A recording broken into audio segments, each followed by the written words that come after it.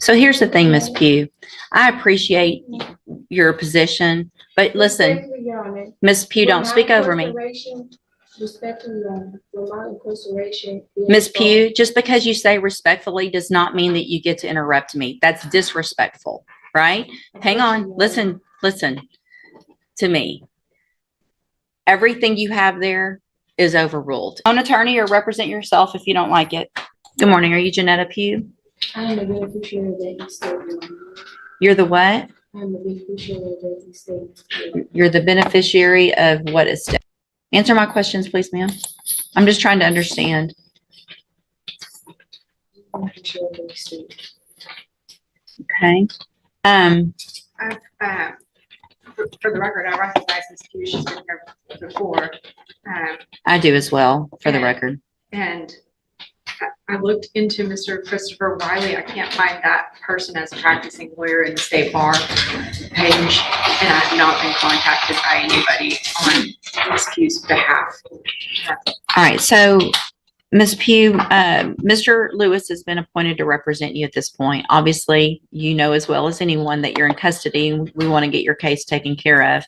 If you've hired or your family has hired another lawyer, then they have to contact the court so that we can do something with your case. And do you know if they've hired someone?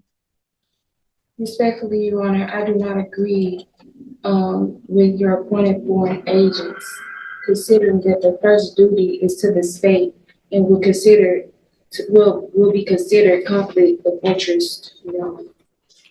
Okay, so if you don't want, the only thing I can do, I'm appointing an attorney to you to help you, right? So if you don't want a court-appointed attorney, then your only option, two things. One is to represent yourself or to hire a lawyer. So if you don't like the way it works, then you do something different. So are you, listen to what I'm saying. Are you either going to represent yourself, or are you going to let Mr. Lewis represent you, or are you going to hire someone? Objection, Your Honor. Respectfully, is this a court of record? It is a court of record. So your objection's overruled. Okay. Respectfully, Your Honor, where is the verified claim that is being placed against my trust? It's right here. It's called an indictment. And Mr. Lewis has a copy of it and he can show it to you. So that would be the verified claim against you. Okay. Your Honor, respectfully, Your Honor, there were writs that was filed to the case that still haven't been received. I've received your petition for writ of habeas corpus and it's denied. Okay.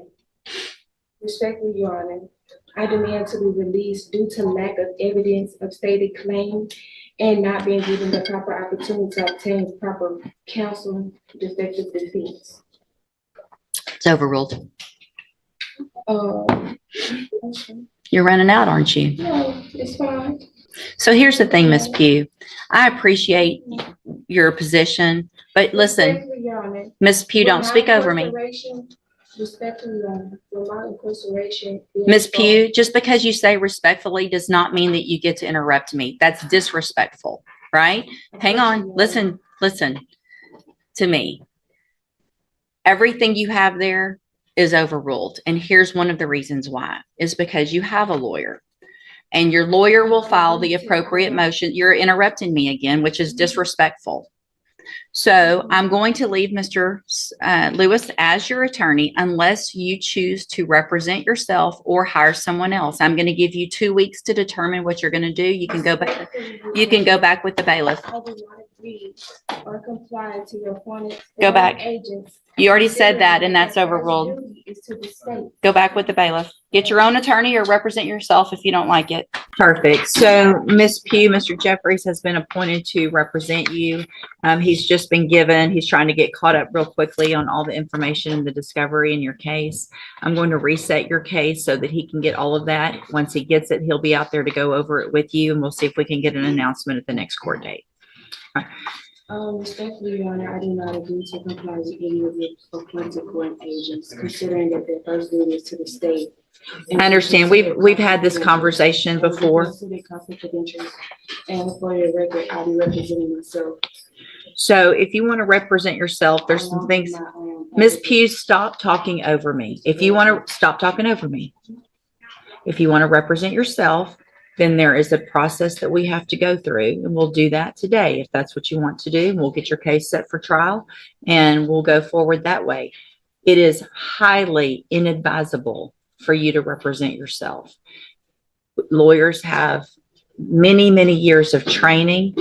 They understand the law. They understand how a trial works, because here's what happens.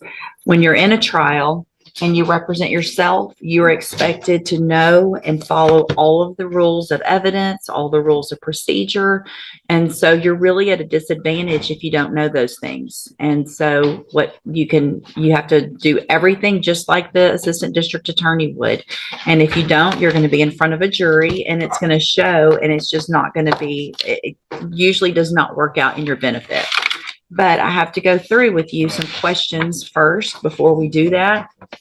And then if you still want to do that, then there's a couple of things couple of options, and we'll go over those as well. Okay. So I am supposed to ask you, I'm going to go through these questions. I need you to answer them if you want to represent yourself, because this is required. All right. So have you ever studied the law?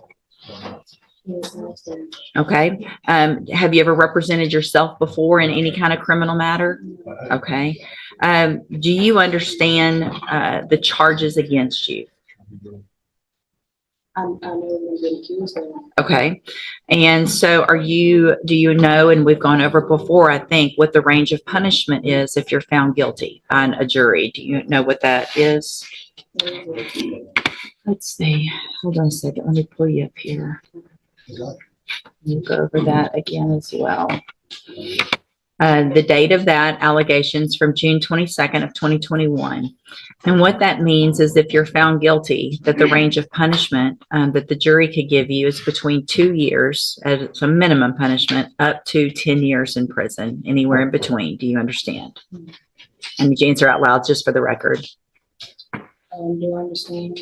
No, I don't understand. What do you not understand about that? I don't understand. So here's the thing. If you want to represent yourself by law, you have to be able to understand these things. Otherwise, I've got to appoint an attorney for you. So you can't just say, I want to represent myself because I don't like the attorney or I don't like the process. This is the process that you're in. You live in Texas, you live in the United States. This is the law that applies to your case. So what do you not understand about the range of punishment if you're found guilty? And that's what a jury's for, right? And so if you say you're not guilty, then you go in front of a jury and they determine, after they listen to the evidence, if you're guilty or not. That doesn't have anything to do with if they find you guilty, you understanding that they could send you to prison for between 2 years and up to 10 years. Do you understand that part?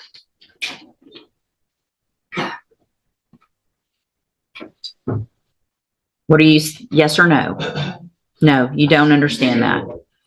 So, Ms. Pew, it's my understanding, I'm not going to allow you to represent yourself because you don't understand the law and the process. So we're on question number 4 out of 15 that I'm supposed to ask you. So Mr. Jeffries is going to stay on your case. I don't care what you want at this point. You can't do it. All right, you can go back with the bailiff. I'm done. Go back with the bailiff. Go back with the bailiff. And just like that, the judge brings this standoff to an end.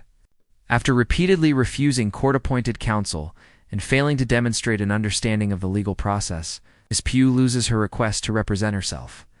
This isn't about silencing a defendant. It's about ensuring a fair trial. What do you think? Did the judge make the right call by stepping in? Or should every defendant have the final say, even if they're unprepared? Let me know in the comments.